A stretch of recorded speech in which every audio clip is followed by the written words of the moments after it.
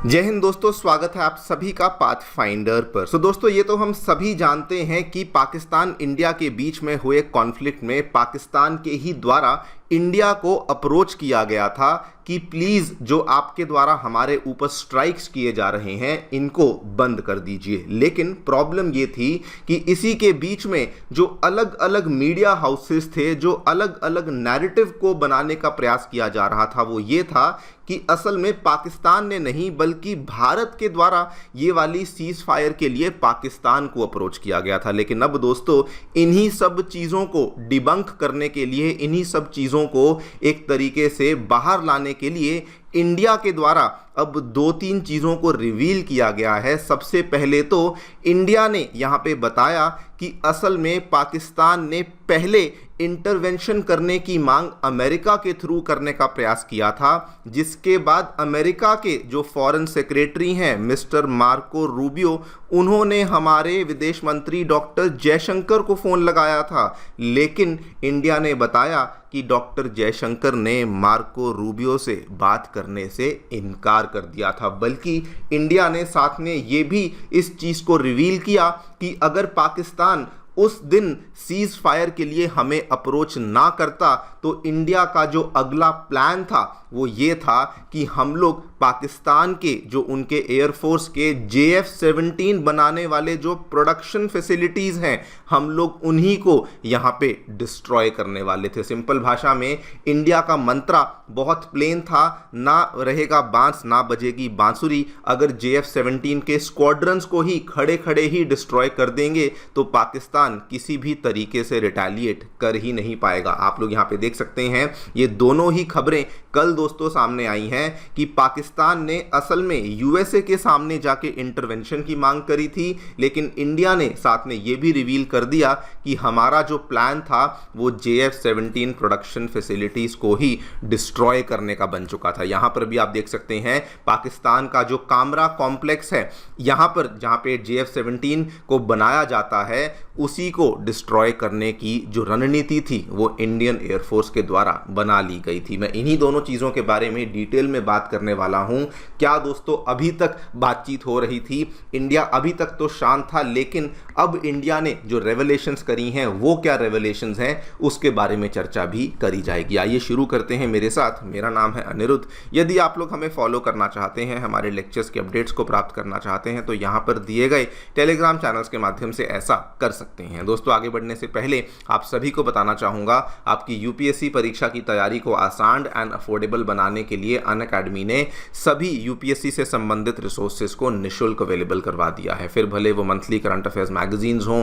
Previous year के questions हो, NCERT notes की समरीज हों, या फिर प्रीलिम्स के फ्री मॉक टेस्ट हों, इन सभी चीज़ों के जो लिंक्स हैं वो नीचे डिस्क्रिप्शन बॉक्स में दिए गए हैं। फिर भी आप लोगों को कोई डाउट है, कोई भी आपको क्वेरी है, आप लोग सीधा स्क्रीन पे दिए गए फ़ोन नंबर्स पे फ़ोन कर सकते हैं और हमारी काउंसलिंग टीम आपको असिस्टेंस प्रोवाइड करवा देगी। All right, so directly coming to the news, क्या देखने मिला है दोस्तों। अभी तक जो अलग अलग देशों की मीडिया, स्पेशली अगर मैं वेस्टर्न मीडिया की बात करूं, वो इसी चीज़ को पोर्ट्रे करने का प्रयास कर रही थी कि इंडिया पाकिस्तान के बीच में हुए कॉन्फ्लिक्ट में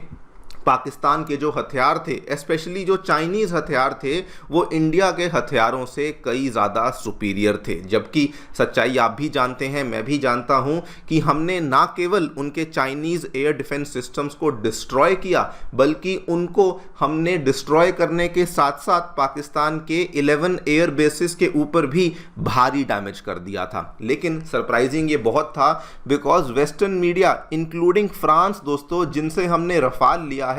वो अपने ही रफाल फाइटर्स को अंडरमाइन करने में लगे हुए थे। आप लोग अलग अलग यहाँ पे न्यूज़ कटिंग्स देखिए, 10 मई की न्यूज़ कटिंग्स हैं दोस्तों। वेस्टर्न मीडिया इस चीज़ को सेलिब्रेट कर रही थी कि इंडियन एयरफोर्स के जो रफाल्स हैं जो कि फ्रांस ने दिए थे वो ख़त्म हो चुके हैं। यहाँ तक कि फ्रांस 24, फ्रांस का जाना माना न्यूज़ आउटलेट है, मीडिया एजेंसी है, वो खुद ये कह रहा था कि चाइनीज़ वेपन्स जो हैं वो यहाँ पे सुपीरियर हैं इंडिया पाकिस्तान क्लैश में। और इन्होंने भी एक रिपोर्ट पेश करी थी कि इंडिया के जो रफाल्स हैं वो इस पूरे के पूरे क्लैश में यहाँ पर 2-3 रफाल इंडिया के ख़त्म हो चुके हैं, डैमेज हो चुके हैं। लेकिन अभी तक इंडिया इस चीज़ को लेके शांत बैठा हुआ था, कुछ भी दोस्तों हम लोग नहीं कर रहे थे। लेकिन अब दोस्तों इंडिया ने बताया कि एग्जैक्टली बिहाइंड द सीन्स यहां पर चल क्या रहा था। इंडिया ने सबसे पहले तो ये कहा कि मई 10 को मॉर्निंग में जो हुआ, जब हमने एयर बेसिस के ऊपर अटैक किया, तो सबसे पहले एक तो हमारी प्लानिंग बनी हुई थी कि इंडियन नेवी को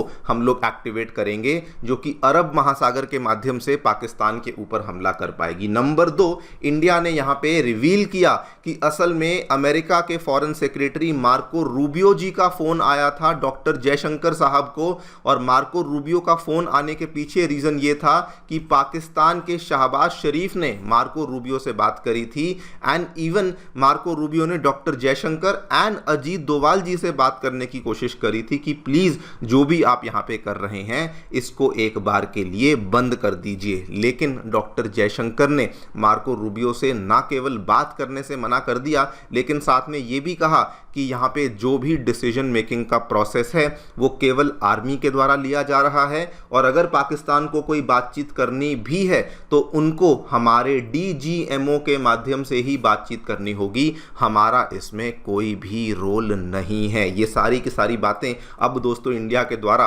रिवील करी जा रही हैं। बल्कि एक और रिपोर्ट सामने आई है एज पर विच ये बताया जा रहा है कि इंडिया, जो कि एक बार फिर से हमला करने की तैयारी में लग चुका था, उन्होंने असल में ये भी प्लानिंग कर ली थी कि जो पाकिस्तानी एरोनॉटिकल कॉम्प्लेक्स बना हुआ है कामरा एयरबेस में, कामरा एयरबेस जो लोग नहीं जानते आपको बता दूं, पेशावर और इस्लामाबाद के बीच में जगह आती है मिन्हास एयरबेस। वहां पर दोस्तों एक पाकिस्तानी एरोनॉटिकल कॉम्प्लेक्स की फैसिलिटी बनी हुई है जहां पर JF-17 फाइटर जेट्स को बनाया जाता है, एंड उसके साथ साथ कई सारे avionics, radar systems, missile integration facilities, इनको भी तैयार किया जाता है। ये अब इंडिया के रेडार में आ चुका था कि अगर पाकिस्तान नहीं बाज आया या पाकिस्तान नहीं सुधरा तो उस केस में हम लोग कामरा फैसिलिटी के ही ऊपर हमला करना शुरू कर देंगे। इंडिया की प्लानिंग बहुत ही ज़्यादा डिफरेंट होने वाली थी। इंडिया ने बताया कि अब हमारी जो स्ट्रैटेजी थी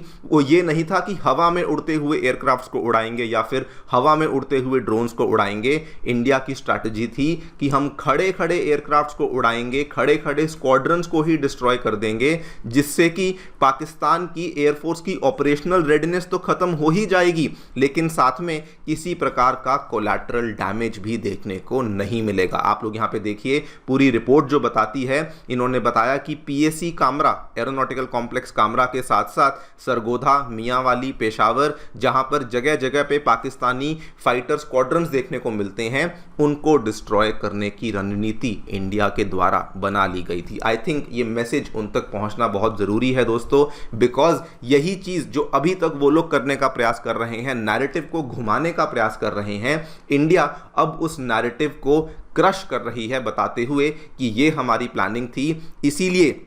अगर आप लोग कुछ करते तो हम लोग जो काउंटर अटैक करते उस केस में आपके फाइटर जेट्स को ही खड़े खड़े डिस्ट्रॉय कर देना था। आई थिंक यही एक बहुत बड़ा रीज़न है कि अभी दोस्तों पाकिस्तान के द्वारा खुद इस चीज़ को लेकर एडमिट किया गया है। परसों देखिए उनके जो PM शहबाज शरीफ एक बहुत बड़ी उन्होंने एक भाषण दिया था जिसमें कि इस चीज़ को एडमिट किया कि जी हाँ, नूर खान एयरबेस के ऊपर इंडिया ने अटैक किया है। जी हाँ, आसिम मुनीर जो हैं डर गए थे, 2:30 बजे मुझे फ़ोन कॉल आया, बंकर में चले गए थे, वगैरह वगैरह। और ये सारी डेवलपमेंट्स अब पाकिस्तान धीरे धीरे इन चीज़ों को मानने पर भी आ चुका है। लेकिन दोस्तों ये जो भी चीज़ें यहाँ पर हो रही हैं, I think this is very very brilliant, because India ने I think once and for all इस चीज़ को प्रूव कर दिया है कि दोनों देशों को इक्वेट करना पॉसिबल ही नहीं है। इंडिया ने इनफैक्ट चाहता तो इंडिया हॉस्टिलिटीज़ को जारी रखता, चाहता तो सीज फायर के लिए ना मानता, लेकिन इंडिया ने इस चीज़ को यहाँ पर मैच्योरिटी दिखाई